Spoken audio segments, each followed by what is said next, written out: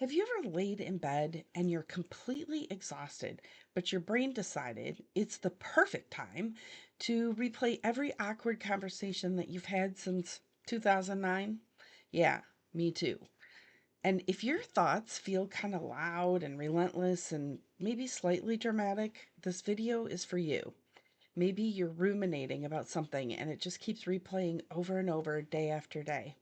Well, today we're going to talk about how to stop the mental spiral and take your thoughts captive without pretending you're suddenly a super spiritual robot who never struggles. As Christian women, we truly love God, but sometimes our minds, frankly, are unruly, right? Yeah. And scripture tells us that we actually have the ability to take every thought captive and make it obedient to Christ. That's out of 2 Corinthians chapter 10, verse 5. Notice it doesn't say ignore your thoughts. It doesn't say stuff them down and pretend it's not happening. It says take them captive, which means they're not meant to be in charge. Have you ever felt your mood like totally shift because you had a thought and you just start spinning out? Yeah. Well, this Bible verse and this tactic that I'm teaching you today, it's not positive thinking your way out of stress. It's not pretending everything's fine when it's not. And it's definitely not shaming yourself for having a bad thought. Okay? Taking your thoughts captive is about discernment, not perfection. Let me say that again. Taking our thoughts captive is about discernment, not perfection. Here's a simple real life way to do this. And you don't need a fancy journal to get this down. All right, here we go. I want you to recognize the thought. Instead of believing everything in your mind says pause and ask, um, you're gonna think to yourself, what am I telling myself right now? So whatever the thought is, I want you, instead of like believing what you're thinking, I want you to make yourself stop and say, what am I telling myself right now? So maybe some of your examples, and here's a secret. Some of these examples are things people have actually shared with me over the last couple of weeks that encouraged me to do this video. Okay. So here's some examples. I'm failing. I will never figure this out. I should be doing more. Nothing is ever going to change. I'm never going to be able to get out of the hole. And they were, in this case, referring to a financial hole. My health is getting worse, and I'm not going to be able to, you fill in the blank, right? If you struggle with health challenges, sometimes that can wear you down. And honestly, the enemy wants nothing more than to get you discouraged, to give up. I don't think I need to keep going. I think I've given you a list of examples. I bet you can take one of those and tweak it. And it was something that you thought, right? These have literally been said to me just recently. Our brains can be really dramatic. I think we can all admit that.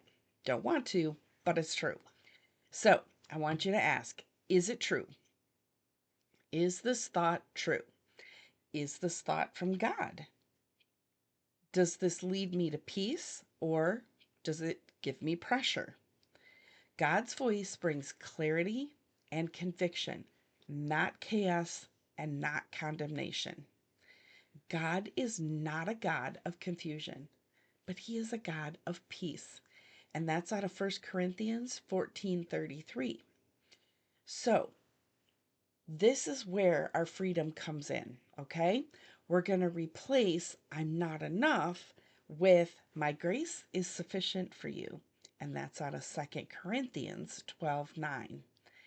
Replace I'm overwhelmed and stuck with the Lord will guide me continually. And that's out of Isaiah 58:11.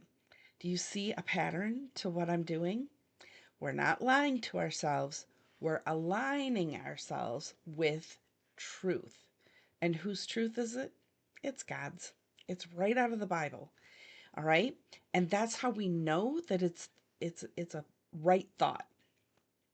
So, whatever your negative spiral is, find a truth you can stand on. And I encourage you to use scripture and back it up. And if you're listening to this and you're thinking, okay, I know my thoughts are running the show, but I don't know what my next step is, you don't have to figure that out alone. Okay. I offer a free call. Yes, it's free.